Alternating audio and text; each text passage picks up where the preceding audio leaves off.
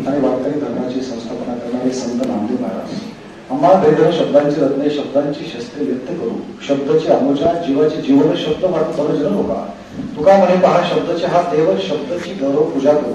अशा शब्दांमध्ये शब्दाला देव मानणारे आणि वारकरी धर्माची पताका आपल्या गाथेच्या माध्यमातून साकार समुद्रावर पोहोचणारे जगद्गुरू संतश्रेष्ठ तुकाराम महाराज, छत्रपती शिवाजी महाराज, भारतरत्न डॉक्टर बाबासाहेब आंबेडकर, लोकशाहीर अण्णाभाऊ साठे, राष्ट्रमाता अहिल्याबाई होळकर, ज्या ज्या महामानवांनी या देशातल्या सर्वसामान्य वर्गाच्या जीवनाचं कल्याण व्हावं म्हणून आपल्या जीवनाचं बलिदान दिलं, त्या सर्व बहुजन महामानवांमध्ये प्रथम विनम्र अभिवादन करतो.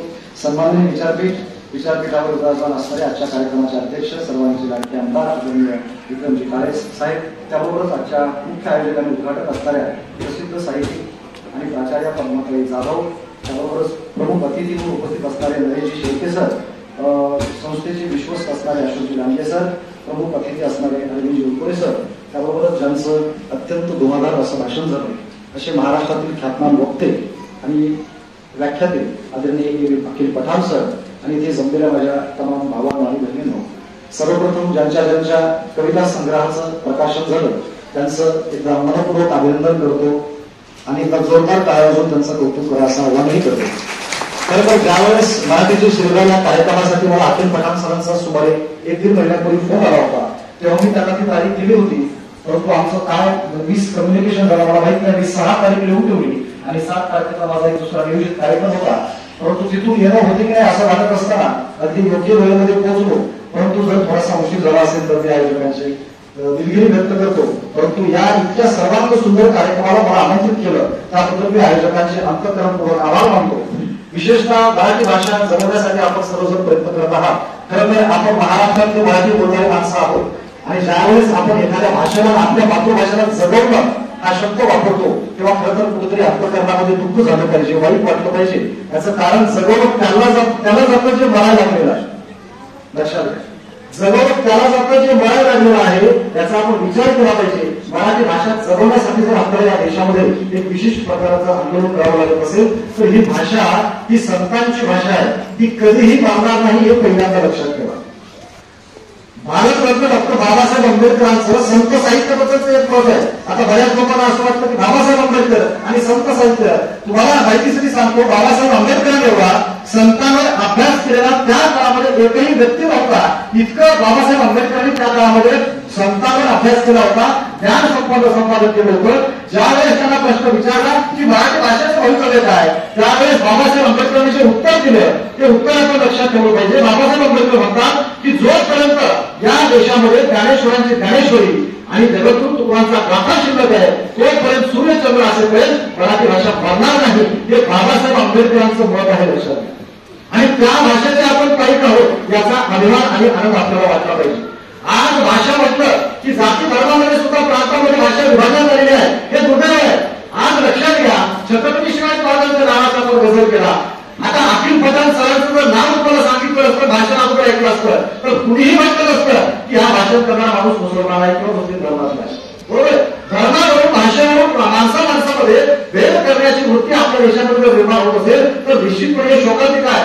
आज हिंदी भाषा आपल्यावर अक्षरशः लागणार नाही. मी कुणाही भाषेचा द्वेष करत नाही, मी हिंदीचाही सन्मान करतो, प्रत्येक भाषेचा सन्मान करतो. पण हिंदी भाषा लाभण्यामागे कुठंतरी याच्यामध्ये राजकीय पोलरायझेशन आहे, याचा सुद्धा एक मराठीचे साहित्यिक आपण लक्षात घेतलं पाहिजे. मी कोणीही पक्षाचा कार्यकर्ता नाही, कोणाचा समर्थक किंवा विरोधक नाही, पण जिथं भाषेचा संस्कृतीचा विषय आहे तिथं आपण बोललं पाहिजे. हिंदी का सक्तीची केली जाते याचं कारण अखिल भारतामध्ये एकच निवडणूक, एकच पक्ष आणि एकच सगळं राजकारण हे करण्याचं धोरण या महाराष्ट्रामध्ये नव्हे देशामध्ये चालू आहे. दक्षिण भारतातल्या लोकांनी त्याला खांबेठोकपणे विरोध केला आहे.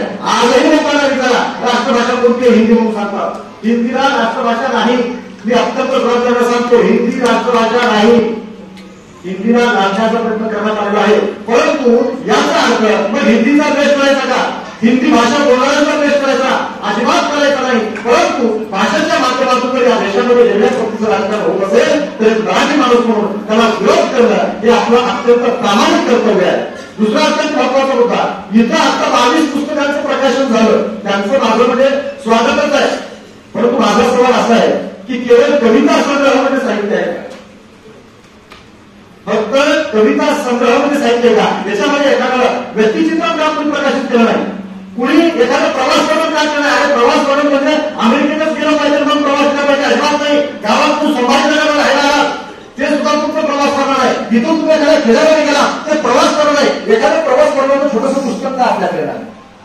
शकलं नाही. कविता लिहिल्याच पाहिजे का? कारण अंत्यविषय भावे स्वभावे पाहिजे आणि कविता ही आवडेला हे जगद्गुरु तुकोबारायांनी कवितेबद्दल संतांच्या माध्यमातून म्हटलेलं आहे. उत्स्फूर्त आविष्कार कविता आहे, परंतु त्याच्याबद्दल वेगवेगळ्या पद्धतीचं लेखन करणं किंवा लिखाण करायचं म्हटलं की लोक म्हणतात महामार्गावर केलं पाहिजे, आवर्जून केलं पाहिजे. परंतु आपल्या अवतीभोवती सुद्धा कामं करणारी भरपूर मोठ्या प्रमाणात माणसं आहेत. त्यांनी त्यांच्या भागामध्ये आणि त्यांच्या क्षेत्रामध्ये जे काम केलं, तुम्ही साहित्यिक करून त्यांच्या त्या कामाची नोंद छोट्याशा 30-35 पानाच्या पुस्तकामध्ये सुद्धा करू शकता. एक लक्षात घ्या, ग्रंथ म्हणला की तो 500 पानाचा पाहिजे, हा सगळ्यात मोठा गैरसमज आहे. आणि या गैरसमजामुळे आमच्या सगळ्यांची माफी झाली आहे. मराठीचे शिरणारे या चौकीचं का प्रयत्न करायचं? अत्यंत छोट्या आणि चटकन वाचलेल्या अशा पुस्तिका त्यांनी प्रकाशित केल्या आणि खऱ्या अर्थानं हे पुस्तकं म्हणजे ग्रंथ आहेत हा विचार महाराजा समोर मांडला. एका जोरदार काळामधून त्यांचा अभिनंदन करून दिला. मराठी भाषेला अभिजात दर्जा मिळाला, अभिजात दर्जा मिळाला याचा अर्थ आहे मराठी भाषा कोणत्याही दुसऱ्या भाषेतून तयार झालेली नाही. बऱ्याच लोकांना वाटतं की आमच्या शब्द बऱ्याच भाषेमध्ये इकडे तिकडे होत असतात, शब्द इकडे तिकडे होत असतात, पण मराठी भाषा स्वयंपूर्ण आहे. जो श्रावण गडबडचा जो शिलालेख सापडलेला आहे तो मराठीमधला पहिला शिलालेख आहे आणि त्याच्यामध्ये असे शब्द आहेत जे संस्कृत भाषेमध्ये सुद्धा आहेत. त्याच्यामुळे तुमच्या लोकांमध्ये हा गैरसमज असेल की मराठी भाषा संस्कृतमधून निर्माण झाली, हा सुद्धा अभिजात भाषा दर्जा दिला. त्याच्यामध्येच पहिला कलम आहे की मराठी भाषा ज्या अर्थी अभिजात आहे म्हणजे ती भाषा कोणत्याही भाषेतून दुसरी तयार झालेली नाही, ती स्वयंपूर्ण भाषा आहे. आणि या भाषेमध्ये साहित्य निकाल करण्याचं जीवन बनवण्याचं काम मध्यंतरी भारतामध्ये सत्ताने फार मोठ्या केलं आहे. आता एकनाथ महाराजांच्या जन्मोदयावर संस्कृत भाषेबद्दल मला प्रश्न नाही, मी सांगितलं कोणत्या भाषेबद्दल प्रश्न नाही, परंतु जे लोक अट्टास करतात. एकनाथ महाराजांचा प्रश्न आहे संस्कृत केली केली आणि मराठी काही चोरापासून झाली. संस्कृत भाषा देवानं निर्माण केली पण माझी मराठी काही चोरापासून झाली का असा सवाल त्यांनी त्या काळामध्ये विचारलेला आहे. हा नाताचा विचार समजून गेला म्हणजे अभिजात मराठी भाषा समजून गेला आहे. आणि ज्या काळामध्ये धर्म भाषा विशिष्ट भाषा होती त्या काळामध्ये मराठीला धर्म भाषेचा दर्जा देण्याचं काम जर तुम्ही केलं असेल तर ते आपल्या ज्ञानेश्वर माऊलींनी केलेलं आहे. आणि ते ज्ञानेश्वर माऊलींचं साहित्य वाचलं म्हणजे हा प्रश्न हे प्रकाशक म्हणून विचारला जातोय. आज एक प्रकाशक 155 पुस्तकं प्रकाशित केले पण पुस्तकाला वितरक मिळत नाही. वितरक का मिळत नाही? कारण ते पुस्तक विकत घेऊन वाचणारे वाचक राहिले नाहीत. लोकांना सोशल मीडिया आता सोपा झाला आहे. याचा अर्थ पुस्तकच प्रकाशित करा नाही, काळाप्रमाणे आपण त्या भाषेमध्ये पॉडकास्ट असतील, स्टोरी टेल सारखे जे काही ऍप असतील तशा पद्धतीने सुद्धा मराठीमध्ये वेगवेगळं साहित्य आलं पाहिजे.